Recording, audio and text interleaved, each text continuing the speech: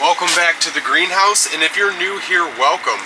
Every fall, as the sunlight hours and the energy coming from it wanes, and as the temperatures begin to drop, we had 31 degrees overnight, frost and ice outside. Every fall for the past years, we've been doing some cool experimenting with free heating and using compost to achieve heat into this greenhouse, along with geothermal and many other free heating options. But today what we're doing is building our Jean-Pain compost heater. Now if that sounds interesting, please consider subscribing to the channel. I hear the tractor getting ready, so we're going to be dumping all of this. And I want to share some tips and tricks to getting that pile activated and how we're putting it all together. Now I just want to state that our channel can be kind of repetitious. We do a lot of the same stuff, but we do experiment a lot and we modify things and we're always learning, so hopefully everybody who goes and watches older videos can see the progression through the years from where we started to where we're at now and the experiments that we've achieved along the way. Now over the years we've started with maybe 1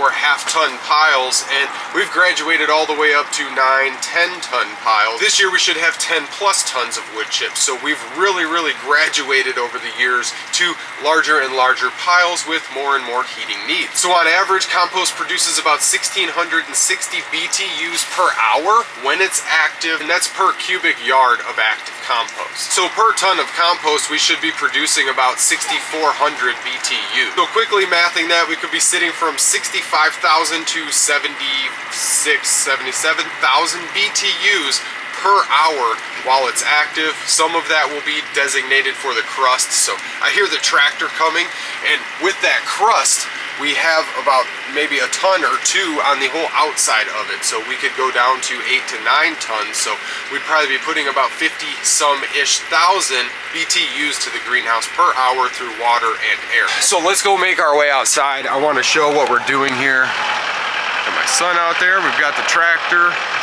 maybe 12 tons of wood chips or so, and we've got this huge pile of compost. I added a lot of green to the top, but there's a lot of nitrogen inside this. So the tractor's ready to dump behind me. I've got to pull this off of our compost. We've got a nice little fence, wire fence around it, same one we're going to use for our compost heater. Now that we've got our wire ring off, we've got this compost pile that is just one solid lump. We've got a few cubic yards in that compost with lots of nitrogen in it. Heading over here, we're going to be dumping these wood chips. Just coming up real quick, I pulled all my softer metal off to the side. I kind of bent in the side where we're going to dump the wood chips in. I'm going to put you guys up on top of our watershed and we're going to get started.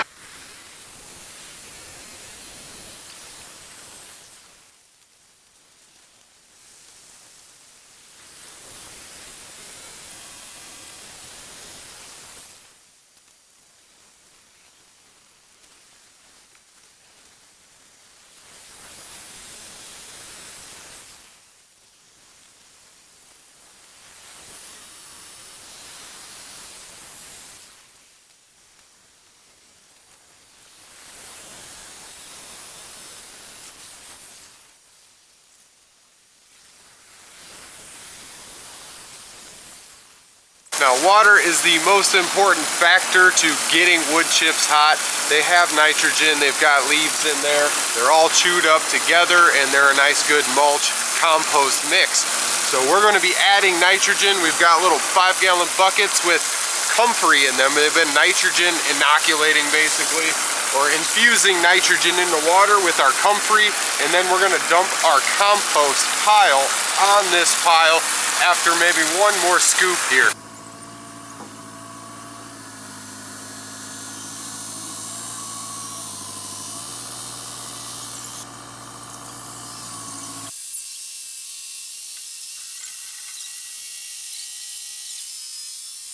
So here we have dumped all of our compost, nitrogen-rich compost.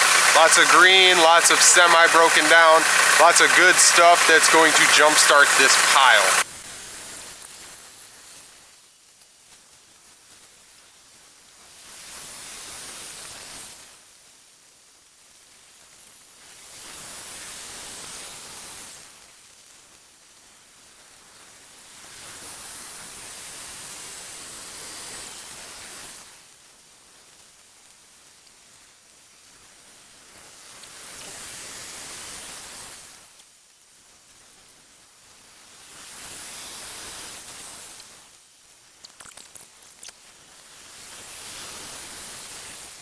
After 43 loads of wood chips and 1.5 loads of compost, fresh compost that is active, we've got about 11 tons of material out there, and that's going to allow for a good long burn. Now those fresh wood chips out there, they contain maybe 35 to 45% nitrogen, and the older wood chips are going to be maybe 10 to 20% nitrogen to carbon ratio. So mixing old and new wood chips and hot compost allows us to get maybe 75 to 80% carbon to maybe 20 to 25% nitrogen, and that is about our key ratio. Depends on what materials. If you have just straw and grass and stuff, it's going to burn up a lot faster, so you need a lot more dense material and a lot of it to create heat that's going to sustain through the winter. The way I like to look at it is the carbon is the fuel or the fuel rod, and then you're going to need your activator, the nitrogen, to react with that carbon and allow the heat production. Now ideally I would like to have this pile lower than my greenhouse to use the natural thermophilic draw of heat and cold. It's going to rise and lower, so we can't really achieve that. We're on pretty flat ground, so I always try and bowl out the basin of our compost pile to get it down lower where all our heat transfer systems are, but we have to insulate them from the ground, and so we do the best we can with what we've got here, and we've got a lot of water still running in there. Now during this whole entire process, I had the water flowing, 100, maybe 200 gallons of water or whatever we put into these wood chips. The whole entire thing was coated, every layer was coated, and we just layered it up. All that hot compost that we dumped in the center of the pile is going to allow all of those good microbes and bacteria and fungi to be present currently, so it's going to get a good jump start along with all of the nitrogen that we dump. And we used our compost comfrey tea to inoculate nitrogen into the water, or infuse the nitrogen in the water without a bubbler. We have our bubbler tied up on another system right now, so we used all of that nitrogen rich water. There's urea pellets we could use if we find that we need to. So I just want to cover everything that's going on as I can hear the tractor heading home here. We've got all of our water lines and this one back here that is already connected. This is our intake, so we've got air and 2 water lines, and I've still got water flowing into this pile. This thing is freaking massive. So I've just been plugging this hose throughout and spreading water, and I sprayed from far back the entire time so I could really soak this pile. It's hard to give a perspective of how big this thing is, but it is taller than the greenhouse. It's probably like 9 foot tall here, so there she is. So this should hold enough heat throughout this winter to be able to suffice our heating needs in the greenhouse here. All we've got left to do now that we've created our pile, all the systems are in place, we're creating heat, that compost and the wood chips, everything was already pretty darn active, and we've got rain coming the next couple days. So I'm gonna leave this thing uncovered to soak up all that rainwater. Now all we gotta do is set up some fans and some water pumps, and then we can start actively heating this greenhouse with the compost and all of the air and water moving systems that we've put in place. So if anybody has any questions, this is the biggest pile. I mean, it's the biggest pile by at least a ton or 2. So if anybody has any questions on anything we showed today, there's going to be more coming on this process in this little mini series here. We can close the doors and then focus on all of the heat transfer and everything inside the greenhouse and getting situated and bunkered down for winter. I'd like to thank you guys for stopping by and checking out this video and seeing what we've got set up for this fall and this winter's heating. Now stay tuned as we get the air and water heating systems fully functional,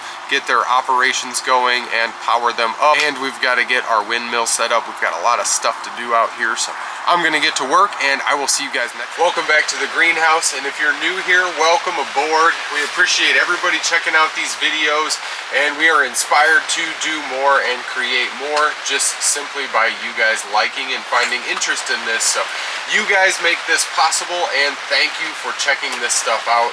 Now today we are going to be setting up our little solar powered systems. We've got pumps and fans, all types of good stuff that we're going to be using to put all of that compost heat to work in our greenhouse. Now, it's been maybe 12 hours since we dumped that. We're out here the very next morning. We dumped it yesterday afternoon. So we're gonna go check out our temps. We've got all the rain that we could ever want to soak that compost in. So those wood chips take a ton of water. We soaked it all day yesterday during the whole build process. And I put gallons and gallons of water on them wood chips because they will just soak it right up. So let's get right into all of our solar powered systems. Now, if that sounds interesting, please consider subscribing to the channel if you haven't already. It really helps us out a ton. Let's get right into this. So first things first, we've got some banana bread in the oven. Can't really see much, but we're gonna check that out in a few minutes here. And the next thing, order of operations here, is to move our DIY sifter. Man, we're gonna make a bunch of bricks and cool stuff this winter out of free recycled soils and stuff, so stay tuned for all that. That's what we use these sifters for, is to separate mediums and compost, all types of stuff. So we've got our return PEX line. I'm just gonna shove out of the way real quick. We gotta get this tarp off of our overflow tank here.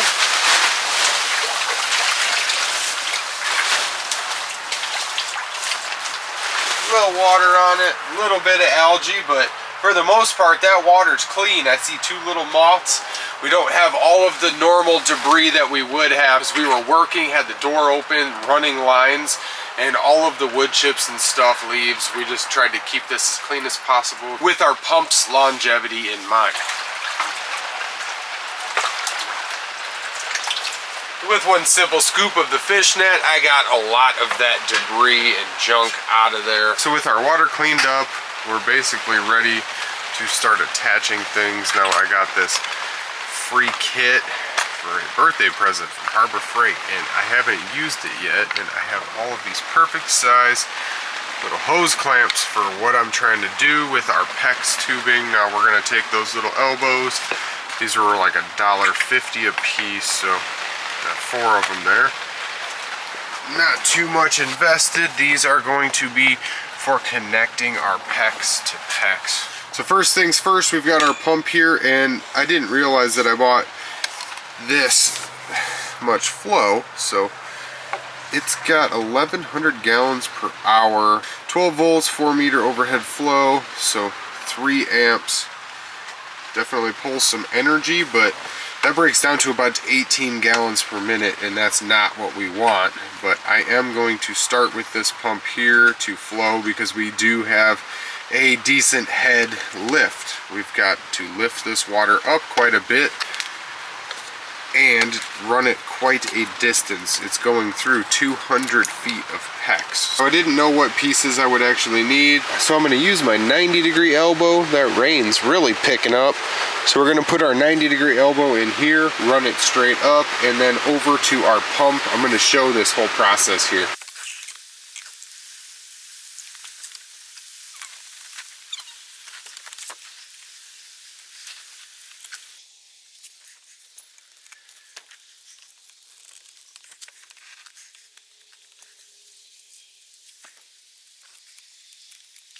I hate using the flathead screwdrivers on these little hose clamps. I couldn't find my nut driver that's that small though. Let's take a step back and look at what we're working with. So we've got our power lines for our pump. Our pump is coming out of the water, and we've got this crossover PEX. We're gonna have some leftover PEX here, but we're basically going to be able to just cut both of these and hook them together, and that's the next step here. So one little tip, if you don't have any pipe cutters, your old pruners work the same. These work darn well to cut through the PEX tubing here.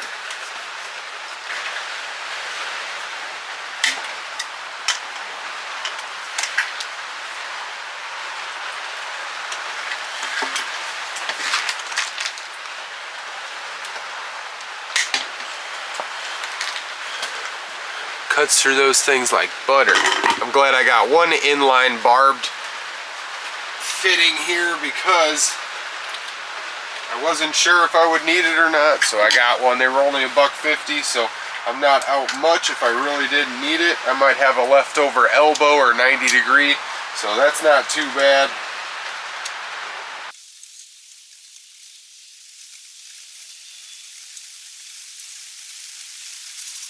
So what I was doing over here, I just have this little piece of wire hanger. I put a small piece of foam and then I pinched our lines or our wires down underneath that to protect them, keep them from falling in the water. So we've got our pump there all the way down at the bottom. At our first connection, we've got our second connection, which cost us $3.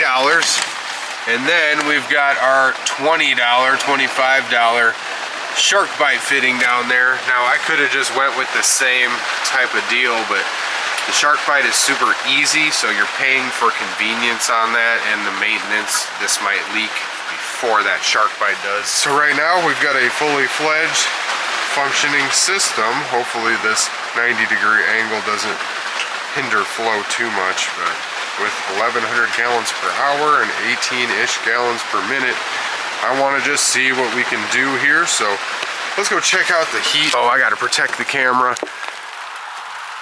Oh, the compost heater sitting about 85 there, just under 90, maybe over 85. So it's definitely warm. My son's out here with having a fire. So we're only about 40 degrees outside right now, and it is raining, and that rain is just ice cold on us. My son was out there having a fire, and he's got a tomato and a sharp knife. So our water moving system is 100% completed, all the way from our pump all the way through the compost and back through the greenhouse. 200 foot of PEX this has to go through. So I'm not even going to turn this on today. I don't want to draw water from that pile. What I want is for that barrel to heat up in the center to 140, 150, 160 degrees, and then we will have a great thermal mass. This has pretty good insulating properties, so it does hold a little bit of heat still and dump back into this overflow. Most of it is transferred to the ground and air inside the greenhouse, and what's left gets dumped back into the overflow tank to be recirculated through the system again. So what is next for setting this system up for when we turn it on in a day or two is getting a fan set up. Now I ordered myself this new fan, and I believe that I'm going to operate this one as opposed to the small one. I want to see how much heat I can actually put through here. So this is not the data collection video. We just built this yesterday. It's only about 86, 87 degrees. It was just below 90 there. That is on the outer side of the pile there. We should be able to transfer more heat faster through that aluminum ducting and the transfer lines that we set up and the way that we're going to do it this year. Looking down at our air moving systems, we've got our exit, we've got our intake. Now, I just wrapped some wire around this and it's pretty darn solid. So what I'm going to do is just generically set this up and cross wire.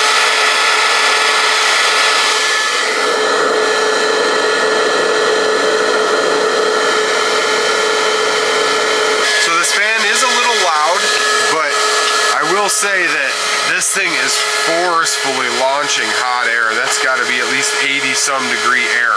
I can feel the heat coming off of that. Nice, good flow. So I'm going to go ahead and shut this off just because I don't want to put too much cool air flowing through those lines, cooling down the pile. I really want that pile to get up to temp and activate before we draw any heat off of it. I believe our stuff is done. Ooh, that's hot. I know. Oh man. So another successful day in the greenhouse. That banana bread is absolutely delicious. Cooking out of that little greenhouse stovetop oven is pretty darn easy. It's like throwing it in the oven at home. Get a nice warm fire, check the thermometer, throw your food in, and you're good to go. So I think that's going to be it for this video. I just wanted to set everything up. Everything is ready. All we have to do is push start, basically. Connect lines and turn powers on. So we're going to be able to transfer heat through all of this water and all of this air. And we're building upon our systems by having a secondary water line that we're going to be able to run back and forth with our greenhouse pond here too. So stay tuned for all the updates and all the heating experiments related to this and other things that we do in the greenhouse here. So I'd like to thank you guys for watching, and I will see you guys next time. Welcome back out to the greenhouse, everybody. I've already shed my sweatshirt because I've been working inside. I was just out there checking the temperature. It's sitting pretty steady right around 130. We're gonna go take a look at that. Now this is day 2 of our compost heater. We just built this thing and we're going to turn all these systems on. We've shown every little step along the way, and now all we have to do is click these systems on at day 2. I did not want to run these systems and draw heat from our compost prematurely. I didn't want to disrupt that natural heat building in the compost. I wanted it to get up to temp, and we have that large 55-gallon drum that it is absorbing heat into, so I'm guessing that the inside of that pile is probably close to 140, 150. The outside is steaming, so we may end up covering this thing with a tarp. We've gotten a lot of rain lately. So if all that sounds interesting, please consider subscribing to the channel. We welcome aboard everybody who is new. Thank you very much. You guys make this possible, and we love to share all of this stuff. So let's get right into this video. We had to do some troubleshooting on some of our systems back here, our solar powered systems.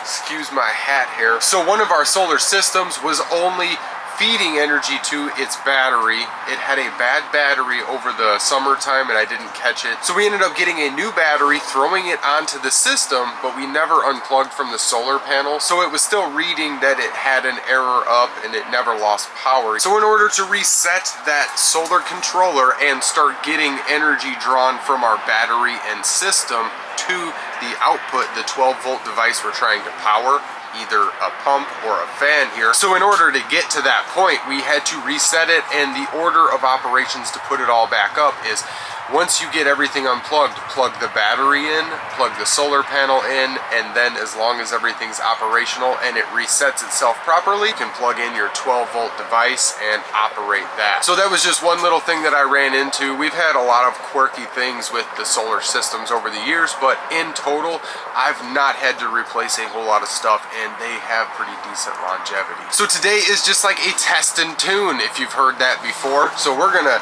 test this system, see what we've got to tweak, see what kind of heat we can pull off. So this is just the second day that we've had this pile built. We're gonna draw some heat from here. Let's go check out the pile real quick.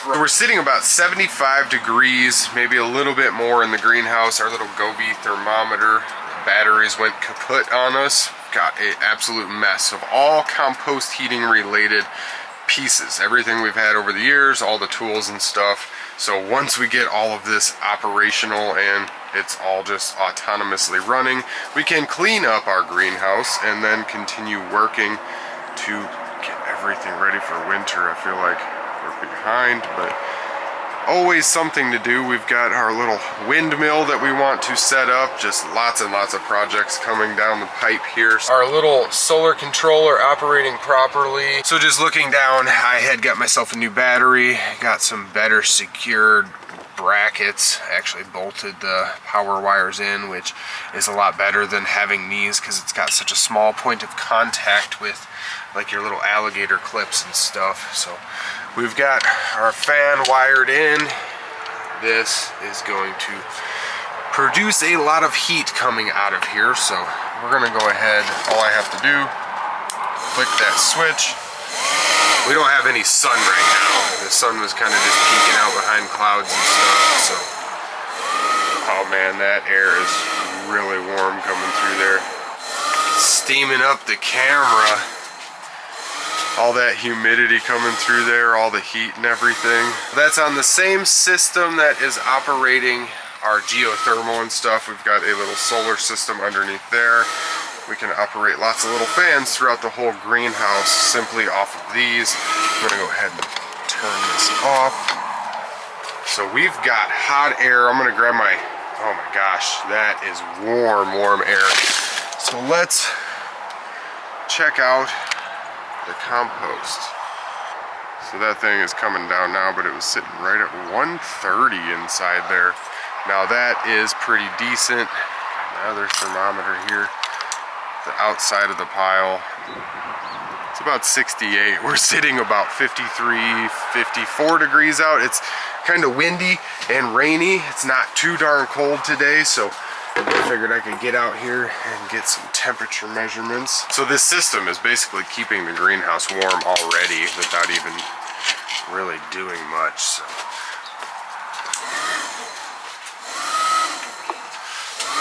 just gonna hold this on here. It is steaming it up. That is super hot air coming out of that thing. So we're gonna leave that bad boy run for a little bit, and in the meantime, we can go ahead and plug in our water moving system. So there that goes. I can hear the pump. Oh man, we've got water already. Let me set the camera up here.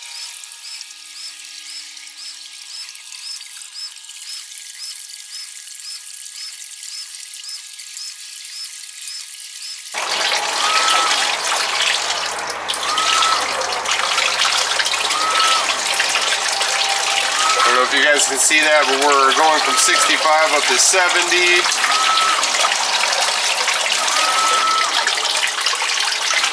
So we ended up coming at a max to, what's that say, 85? 85.7 degrees Fahrenheit coming through here, and I'm sure we could get even more. We're just flowing a lot of water through here. We're overflowing this system, so that is why I say test and tune, because we are flowing a lot. We are flowing much more than we need to be able to draw that heat, so we're probably sitting about 70 degrees for an average on that, and the temperature of the water down here was about 60 degrees. So here we have both of our systems running, our compost heating water, compost heated air. Now that is holding at 82, 83 degrees. Now that is absolutely amazing. We are pulling all the heat. All this work we've done for the past week and a half, getting this pile situated, all of the transfer lines. This thing is just massive amount of free energy being harvested, all these free resources, and a little bit of ingenuity, and a little bit of investment. All of our parts, nothing's leaking. Everything's nice and solid. Absolutely warm air. This thing feels like a space heater coming through here. I'm gonna pull that back out. We're gonna go stick this thing back in up top here.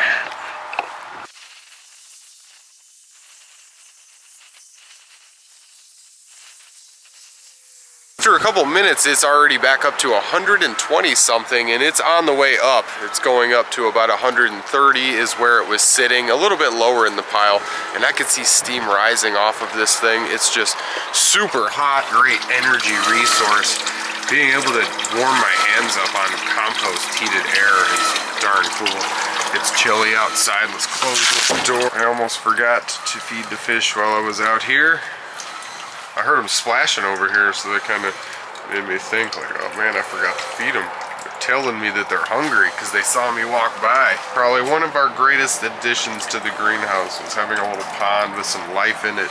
Just makes it so much more entertaining when you're out here. So even with our system pulsing as the way it is putting a lot of heat in this greenhouse. 130 cubic feet per minute.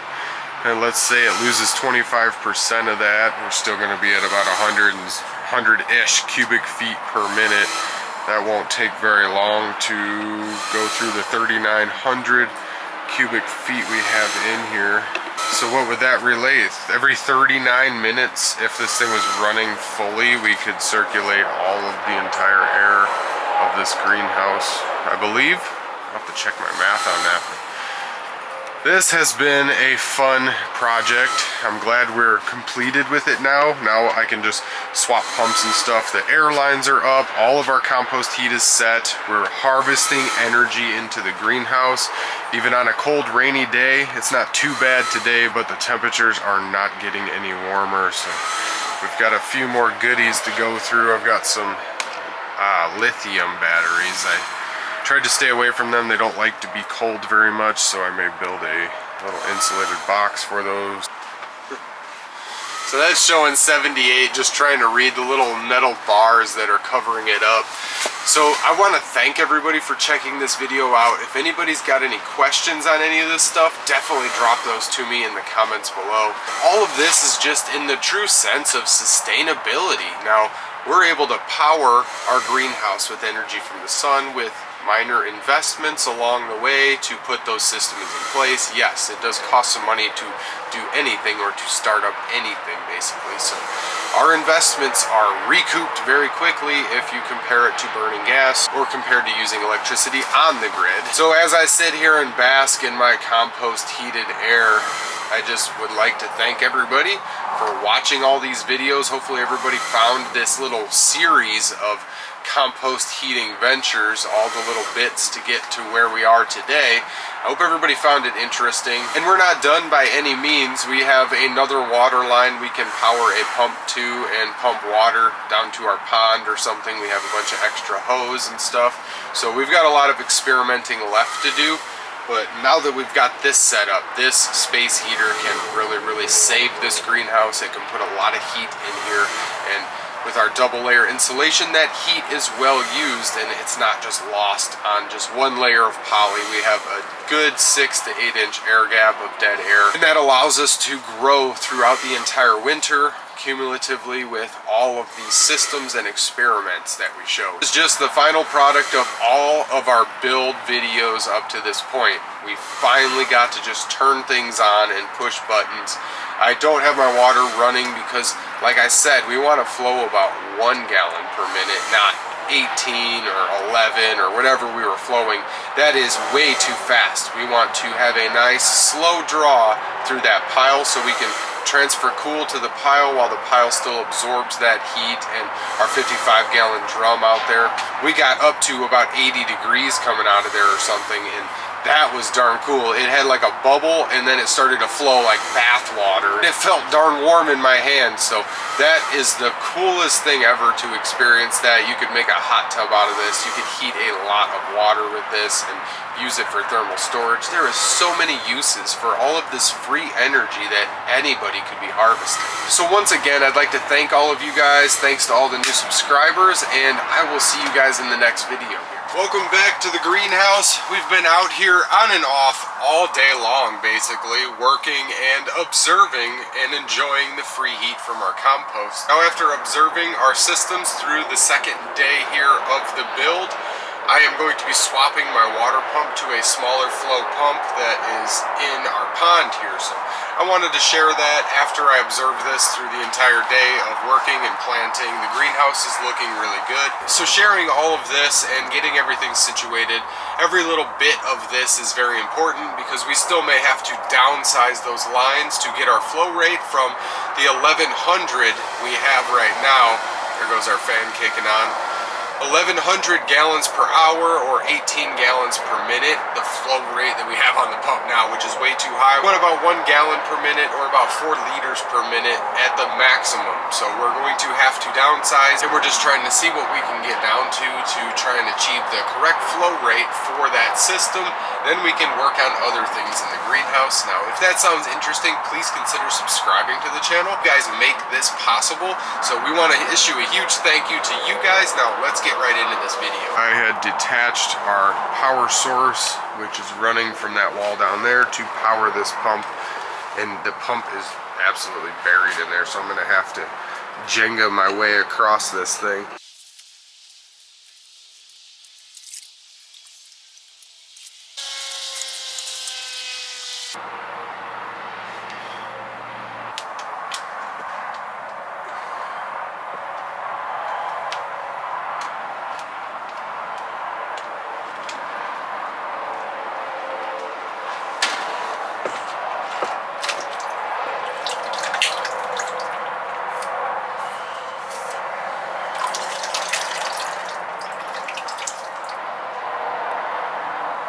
So that is pretty much it. I'm just cleaning up this transfer line. We are basically just swapping over our systems. We're swapping our pumps from our pond to our heater to our pond.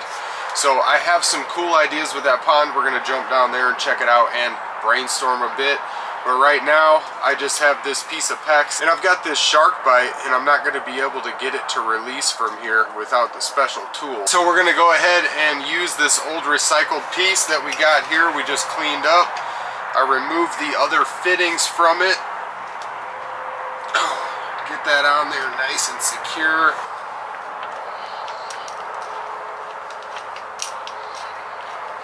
nut drivers make life so much easier when you're working with these little hose clamps all the time.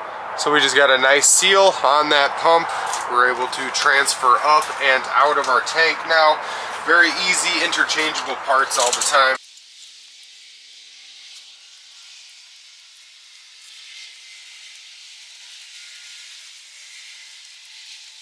So what we went ahead and did was just replaced pumps. Everything is the same. We just have an elbow here going down to our pump. Now let's go ahead, we're going to turn this thing on, see flow rate, and see if we can get some temperatures before the waning sun's energy depletes and our system shut off. The tank temperature is 63 because we didn't have this running all day. It was actually quite chilly. We're up to 68 already.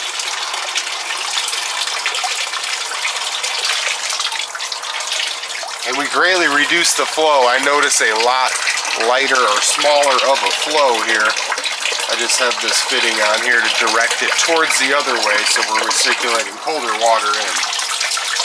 So we're up to 72 on the water.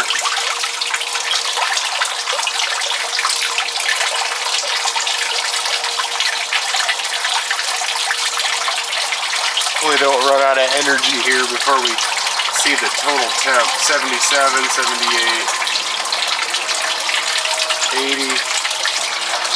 Alright, so man, that feels physically warm because this 63-degree water here is coming back out at almost 80 degrees. That is so cool to be able to have this warm water coming out of here. You can take a shower in this stuff. So now that we've achieved a smaller pump and slower flow rate, we're holding more constant temperatures. When we first started it with the 1100-gallon pump, it went all the way up to 86 degrees in one burst, and it had like bubbles around it, kind of like a hose heating up in summertime. And then we had the cool temperatures, so it came down to like 70 or 77, and it ran and it slowly dropped temperature. So we were overflowing the draw that it could get from that pile. Now this tells me that we're getting somewhere. We can turn the dials and we can lower the flow rate. We're at about 5.8 gallons per minute with 350 gallons per hour in that pump. So we're almost there. I'm going to downsize this a little bit and kind of tweak it, see what I can get for results on that. I want to get the best results out of this, obviously, and I want to share all of the little things that it takes to get to where you need to be. Planning ahead and having the perfect pump, this, that, and the other, all set up, lined up, and ready to roll. So we put all the systems together and then relied on all of our solar powered systems and recycled and some new parts to get all of this hooked up and produce some heat in the greenhouse. So we are having great success with all of the experience we've had over the years. So I'd like to go head over to the pond and brainstorm for a minute. So we've got this 1100 gallon per hour pump, or 18, close to 20 gallons per minute. That's pretty significant. So I'm going to end up using this pump on a timer in our pond here. So I am going to rig something up that I can fix together with parts that I have on hand real quick to provide aeration and water flow and movement. So this little tank is not going to be of use right at the moment for maybe 3-4 days. This is going to sit stagnant. We're going to be pulling everything out of there and replanting it with the hopes of being able to grow some crops. I ordered some watercress and hopefully I can get those to germinate, because I want to throw some of those in here and possibly try and get those to do what the mint did this summer. So I'm going to go ahead and throw this together real quick so I can get some flow to the fish, even though the sun is going down here. So for right now, until I get serious about designing a system, we're just going to be plugging a little fitting in there. Hopefully we don't have any flash floods in here.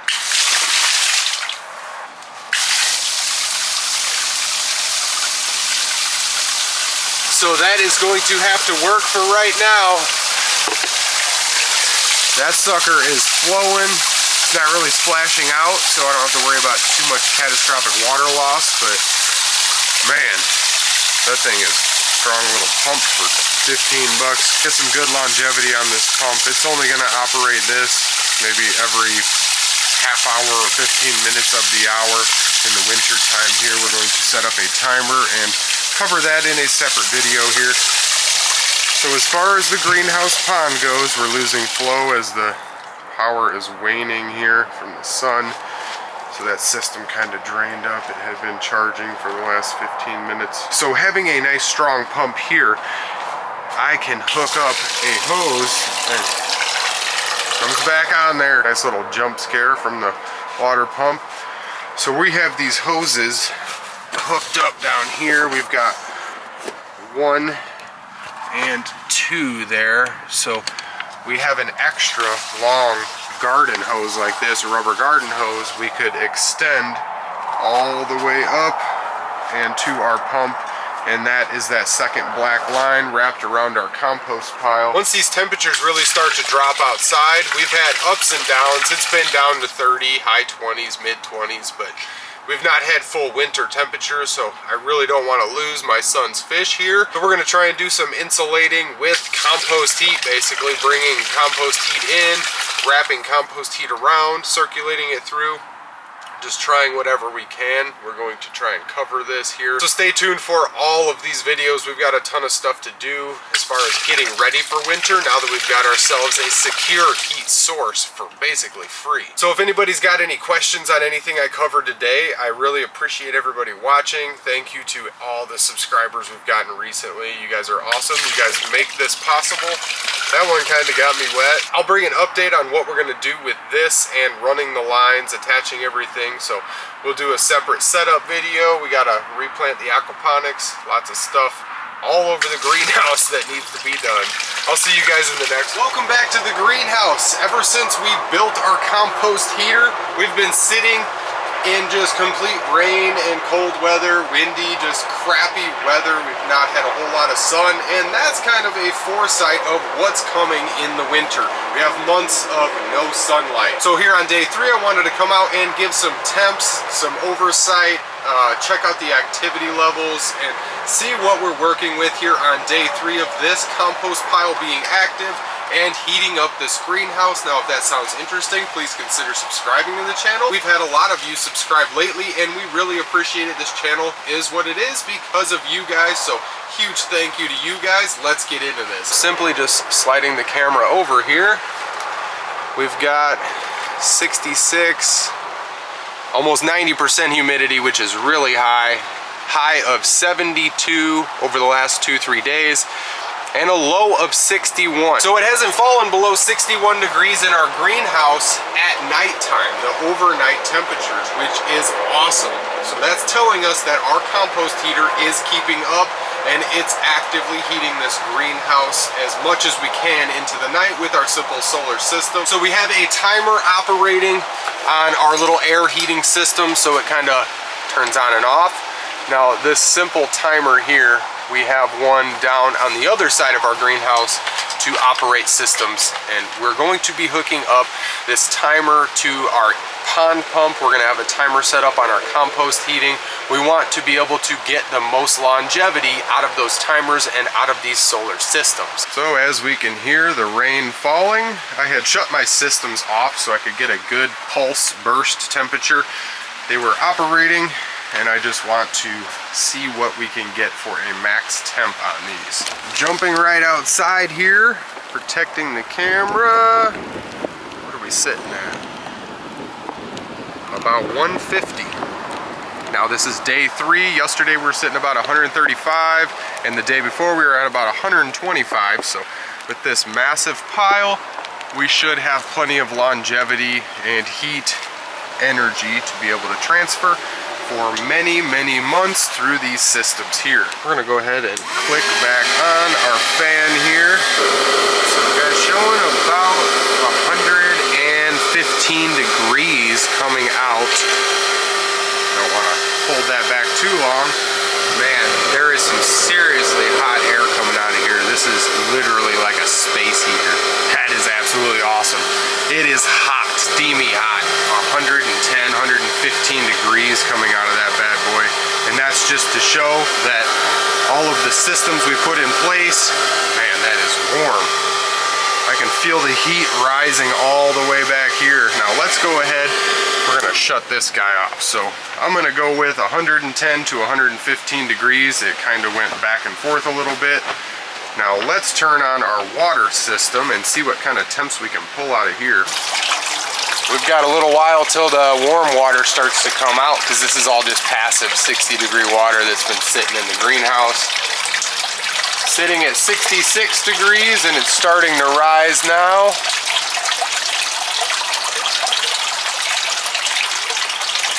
$70, $72, $73, $74, $6, $8,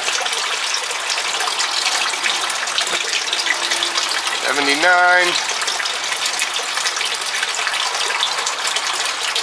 $83, $84, $87, $88, $89, $90 degrees, $91,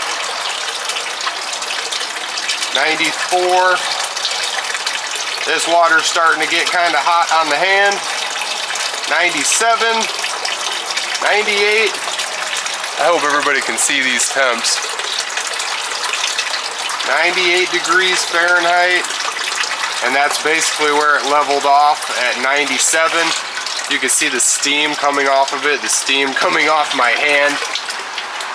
Now that is pretty darn cool. So we're leveling off at right around 90 degrees, and every year this just amazes me. It is so cool to be able to heat water and heat air just like this. I wanted to just come out and show everybody what I'm experimenting with, what I'm observing, and my data collection for this. The heat building on day 3 here, we're seeing those temperatures raise. So we're sitting at 90 degrees for a run temperature. We'll state that we are still operating that 5.8 gallon per minute pump, the 350 gallon per hour pump, as we swapped our pumps from our pond to our compost heating and vice versa in the last video. So I am still yet to achieve the flow rate that I want, so I'm not going to run my water as much as I run my air heating. The air heating is set and it's ready to go, ready to rock. We're blowing 100+ degrees in here, and that is more than we've been able to achieve on a constant flow. So being able to pull some serious heat from that compost pile and not even having our fine tuning done yet, I'm confident that we will have decent temperatures on day 4 or 5. I'm going to test another pump or a smaller fitting, and we're going to just kind of keep tweaking the system to get to the draw, the flow that we want and that we need for the system to be as efficient as possible. So this is our #1 heat source in winter. We burn a wood stove once in a great while, or whenever it's very, very cold, and try and build up temps and stuff, but this is a constant, this is autonomous, and just being able to push a button, walk away, and let these autonomous systems run to heat my greenhouse is very, very handy, especially in winter when you might not get out to the greenhouse every day, but every day these systems will be running for you. We're seeing great activity from our compost. We've got our ratios down, and everything should operate through the winter. We should have a good extended long burn here. And I really didn't expect our pile to heat up so quickly. Normally it'll take 2, 3 to 5 days before a pile that size builds that internal temperature. So we've been kind of sporadically running these systems over the last 3 days as it starts up, but I'm seeing a lot of great potential from this pile out here. And like I said, it's been raining and cloudy, so it didn't have a chance to dry out. It's just been absorbing more water, and once we get to the point where I feel like it's saturated fully, we can cover it with a tarp, an insulated tarp blanket, just to hold that heat on the top to allow it to do its natural cycle and burn up. So if anybody has any questions, drop those in the comments below. This was just a quick day 3 update. As I get off work, I wanted to come out and check the systems. I shut them off for maybe 5 minutes before we started them up, because I wanted to see what kind of temperatures we could bring as opposed to what temperatures were flowing. The air is constant. The water has a good spike and then it levels out. So we're going to fix that up with our flow rate and just messing around with fittings and pumps here. I'd like to thank you guys for watching, checking out, subscribing, liking, sharing, all of those things. We really appreciate you guys checking out our channel and finding interest in this, and we're going to continue to bring videos just like this and lots of other winter heating experiments for a greenhouse and just general self-sufficiency ideas, tips, and tricks. So With that being said, I will see you guys in the next. Welcome back to the greenhouse, and if you're new here, welcome. Today is day 4 of our compost heater, and it is fully active now. I just shut our air moving system off because it's pretty loud and hard to hear me. Our water system needs a little attention and tweaking, so that's what we're going to be covering today, is getting our flow rate down to the correct flow, where we can produce a lot of heat. So we're not overflowing the system, and we're getting a good heat transfer from the pile into the greenhouse. Now this can be very tedious, and this can be kind of repetitive. So I apologize in advance if it's all kind of similar, which it is.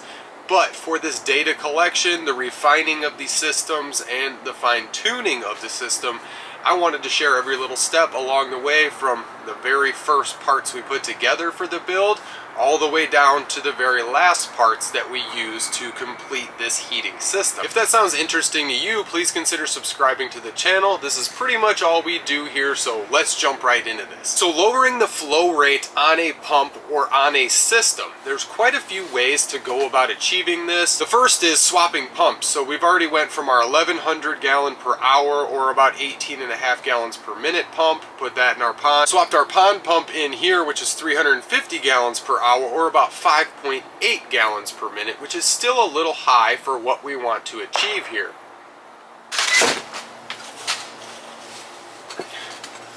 Heard a gunshot that sounded kind of close. There ain't nobody around us, so it must have been the survey crew over there checking out the main road or something, firing shotgun shells possibly for a sonogram? I don't know. Don't quote me, I'm not a geoengineer or a survey crew. Back to what we were talking about here. So we went from the large pump to a smaller pump at 5.8 gallons per minute. Now, I have this extra pump that we're going to be using for a heating system. Now, I can get another one of these or use a different pump for our heating system. I'm going to steal this and swap this 280 gallon per hour pump. We can check it out here. Just this simple little pump. I showed this, we ordered this specifically to move heat to the stove and from the stove to a thermal mass, but that is for a later video, so we can use it for now to test our system. So swapping pumps is a great way, and this 280 gallon per hour equals about 4.6 repeating gallons per minute. So we've lowered the flow rate a whole nother gallon per minute or so.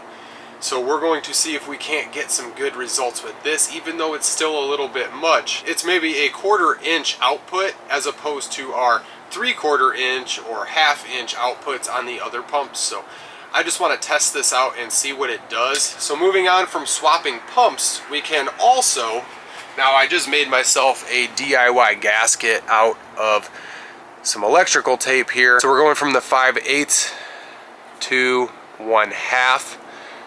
Very significant size difference on the actual flow there. So that's another method, is by restricting flow. And when you're dealing with water pumps, it's not the same as a fan. A little bit of back pressure is not going to hurt the water pump. The more water that is available and the more pressure that it has, the less it has to work to push it. Even though you may lose a little bit of efficiency on your pump itself, you're gaining the efficiency with this system, specifically compost heating. So just taking a recycled piece of PEX and popping this little fitting in here, we can decrease the flow rate at the end of the pump also, where it dumps back into our tank. So a few more methods we could use to decrease flow on a water pump is changing your impeller size or trimming your impellers, which I'm not going to do either of those. It's something I could do, but it's not something I want to do. I would rather achieve it through other means, by swapping pumps, smaller pump, or restricting flow. So we're going to go ahead and take our old pump off here. Oh. So this is a completely DIY gasket here. Now I'm going to take some electrical tape, wrap it around this little barb here at the end. We're going to create ourselves like an 1/8 of an inch barrier on the outside to allow it to fit into the PEX here. So simply removing our old piece of PEX here from the pump that is on. So in the true sense of DIY, let's see how well this little DIY gasket fits. Ooh. Alright, well, it works. use a hose clamp to snug that up a bit. Drop another hose clamp up on the top here. Drop our pump in, attach it to our system.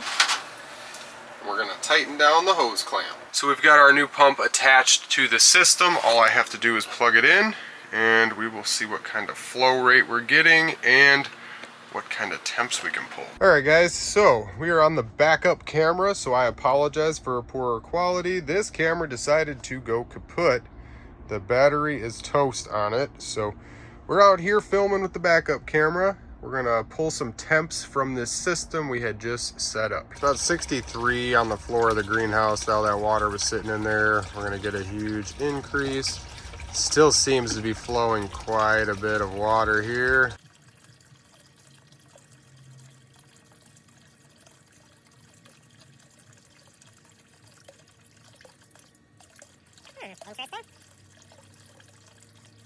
I went ahead and I put our little downsizer in here. It definitely increased the pressure, which reduced flow, even though we still need less. We're probably flowing about maybe 2 gallons per minute, or a little bit better than 2 gallons per minute. So we ended up still sitting right around the 90 to 95 degree mark. In between those, it's a little bit up, a little bit down. We can go ahead and click on our space heater here. Man, instantaneous dry hands, instantaneous heat. Very nice. We showed the temperatures from this yesterday. We're pushing like 115, 114 degrees. Compost pile, smelling like an active compost pile, just steady, sitting on 150 degrees. We're back out here with a fresh battery here. Now, we did not achieve the exact flow rate we wanted. We were a little bit high, maybe 2 to 4 gallons per minute. The pump's rated at 5.5. So we did decrease the flow with our little restrictor going from, what, 3/4 down to 1/2 inch. We're using the smallest pump we've got. So by swapping and exchanging pumps, using anything we have on hand, we've had to purchase a few things, and we've spent just under $20. Now this is a little inline ball valve. Now if anybody knows what a flow restrictor is, it's a funky looking piece that connects inline on your pipe, and it's usually got a little gauge on it. I'm going to try and find a picture and post one up here. But that is controlled by screwing a spring and holding the pressure to allow a certain amount of flow. Now, I can do the same thing with this ball valve, and this was my last resort. I didn't want to have to resort to restricting the flow very much. And without buying a new pump, this is pretty much what I've got to do. So we're going to jump right into attaching this little ball valve to our system and see what kind of flow rate we get. It is getting pretty dark out here now. It's like 5:15 and the sun is pretty well gone. It was cloudy all day anyway. So hopefully we've got enough energy stored from the sun to be able to operate this system long enough to check the data and see what kind of flow we're still getting. So this little ball valve has 2 barbed ends, which we will be able to just plug right into our PEX tubing here. So we're going to be taking out this little attachment we made, little flow regulator, downsizer, DIY flow regulation here. So we're going to out with that and in with our little ball valve here. So just checking the ball valve here, you can see it starts to close off, and it's completely closed there. Open back up. It's getting so dark that our lights just kicked on here. We've got all of our tunnel lights in the greenhouse here. So we got the ball valve, we've got a little hose clamp. Slide the hose clamp on here, attach our ball valve to the end, and we're going to secure it in here. A little chilly, I had that door open. There's nothing like a compost heated space heater here blowing like 100 degrees on my cold hands. I'm going to kick that heater back off so we can hear what's going on here. Now we're going to go with a 1/4 turn and see what kind of flow we're getting out of there. Maybe a little more. Make our final connection here. The pump is on.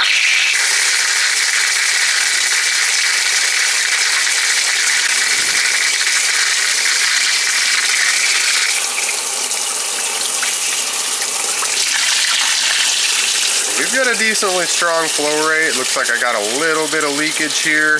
I can tighten that up still. So we're gonna go ahead and we're gonna take some temperatures. So a lot slower flow rate, takes a lot longer to get that heat up to the point where it's coming back out. Okay, so we weren't really picking it up there. 84, 85, 86, 87,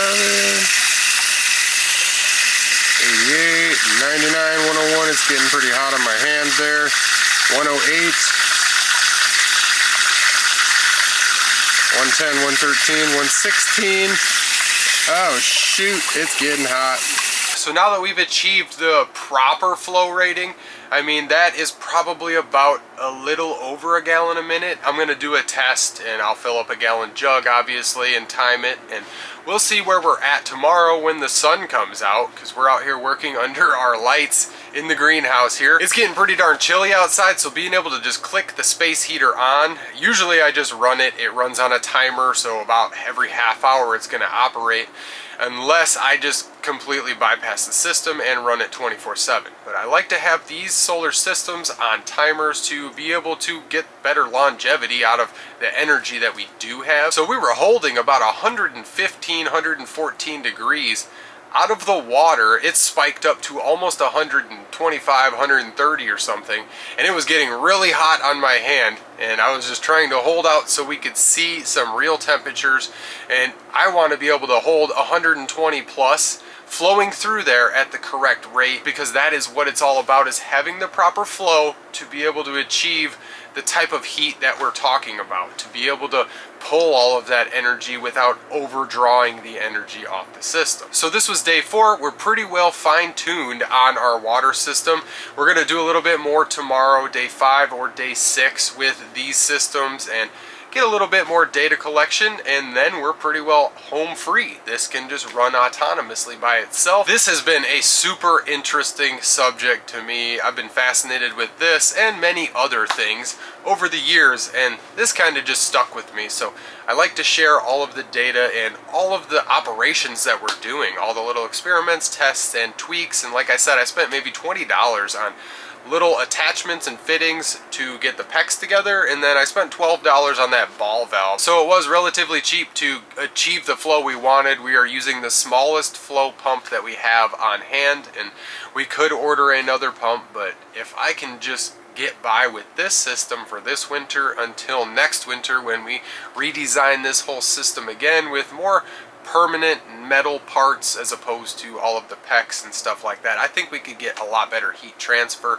That 55-gallon drum is definitely holding 150 plus on thermal mass, and that really aids in the transfer as all of these water lines are wrapped around that barrel in the pile. So if you've got any questions here, definitely drop them in the comments below. I appreciate everybody sticking around, watching all these videos, and just having general interest in this subject and other things that we share. So I'd like to thank you guys. Thanks to all my subscribers. This channel is what it is because of you guys, and I will see you guys tomorrow in the next video. Welcome back to the greenhouse, and if you're new here, welcome aboard. Now, if you follow the channel, you would know that we were out here last night. We ran out of daylight, and we ran out of energy, and we ran out of batteries on the camera even. So we were trying to get our flow rate. We showed almost 130. It was like 128 that it spiked. We leveled off at 94, 95 degrees, between 90 and 95 on 5.5 gallons per minute. We swapped pumps again, and then we took temperatures, and that's where we saw those massive increases in temperature. So we increased pressure on the system, we slowed the flow rate, and we've got better results. Now, we're going to fine-tune this. I have this little ball valve. I showed everything yesterday in the last video. Now this was day 4 video. We're on day 5 now, and I wanted to update this entire process. We're going to use this little mason jar, and we're going to do 15-minute intervals, and we're going to see what kind of flow rate we're getting. Now, if that sounds interesting to you, please consider subscribing to the channel. We really appreciate you guys. This channel is what it is because of all of you guys. So you guys are the VIPs here. I just want to show all of the cool little things that we're doing. All right. So I'm going to primarily be out of camera, but you'll be able to see my hands. I like to talk with my hands, so here we go. Now, I want to kick this on first off and take temperatures from this system.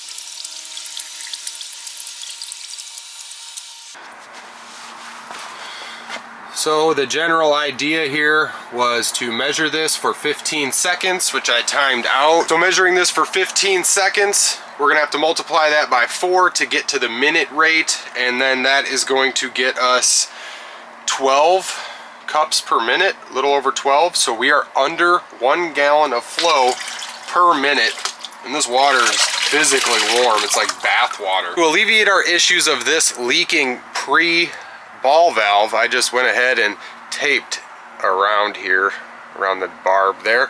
When in doubt, tape it out. DIY free gasket.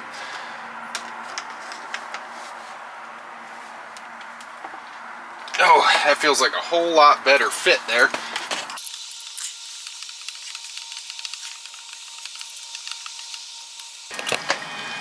Just checking out flow rate here. We can really minimize it, and with just one flick of the ball valve we can greatly increase flow.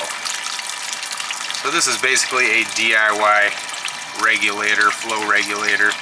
So this has been super cool to be able to achieve free heating of water with a massive pile of compost. Now, getting this system set up was a little tricky, yes. We swapped multiple pumps in. We didn't want to spend $100 plus on a flow regulator that is going to do the same exact thing, but it would be cool to have a regulator on the system, because then it has an exact measurement of flow rate, not just me measuring it out with mason jars, but the math is there, it's adding up.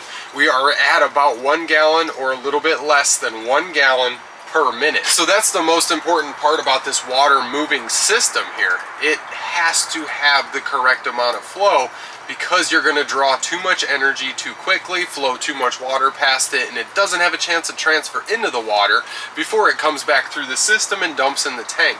So we were pushing maybe 110 to 115 degrees steady out of this pile. We're pushing all of this water through 200 feet of PEX. Now, 100 foot in the pile, 100 foot in the greenhouse. So we only have that much to transfer. Now, these lines are not the best to transfer heat through. It's insulated, it's plastic, it's an insulator.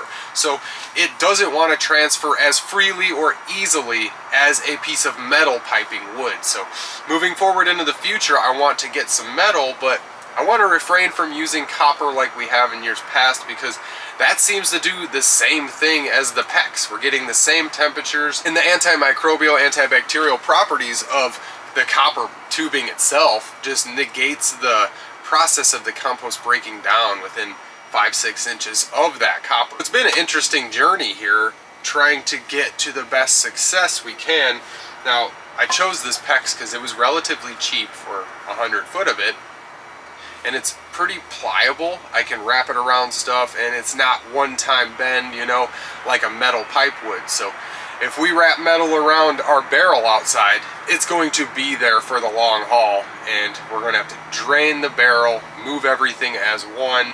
Obviously the air lines can be moved separately, but I also have our rubber hose out there. So that is project number 2. Now that we've got all this set up, I can basically tap into that rubber hose, which is lower on the 55-gallon drum. The PEX is on the top half and the rubber is on the bottom half, consistently wrapped around. The rubber seemed to conduct the heat better for compost heating, as we did it in our little greenhouse years and years ago. So we no longer are doing the minimalistic pile, the minimalistic setup to passively get some heat. We are on a large scale. We've got like 11 tons of compost. Being able to draw and pull 110 to 120 degrees into our overflow tank is going to be super valuable this winter. I would like to heat up more water. So looking forward in the future, I would like to expand this thermal tank, this overflow heat storage tank, the more thermal mass we could store during the day and some at night, we could really benefit from having all of that heat energy from the compost stored in the water. That is what Jean Pain did himself, was heated up large tanks of water in his basement to keep his house warm. So that is what got me onto this. It is a very interesting subject to me. Now, we can run outside and go check out the actual pile itself that we're drawing all this heat from. Whew. See that steam rising off. It's pretty chilly out here. Pile is just holding right between 140 and 150, and that's been there for the last 2-3 days.